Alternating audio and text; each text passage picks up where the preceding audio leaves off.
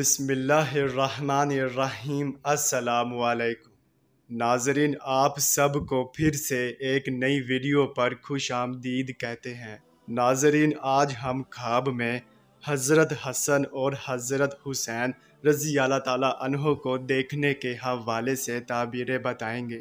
उससे पहले अगर आप अपने मज़ीद आने वाले ख्वाबों की ताबीरें जानना चाहते हैं तो हमारे चैनल ऑनलाइन इल्म को सब्सक्राइब कर दें ताकि आपको हर आने वाले ख्वाब की ताबीरें सबसे पहले मिल सके।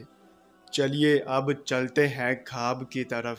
नाज़रीन, अगर ख्वाब में हज़रत हसन और हज़रत हुसैन रज़ी अल्लाह ताला अन्हो को देखा है तो इसकी ये ताबीर होगी कि जानी दुश्मन दोस्त बन जाएगा और हज़रत हसन हुसैन रज़ी अल्लाह ताला अन्हो को देखने वाला दीन का हामी होगा और उसका मर्तबा बुलंद होगा।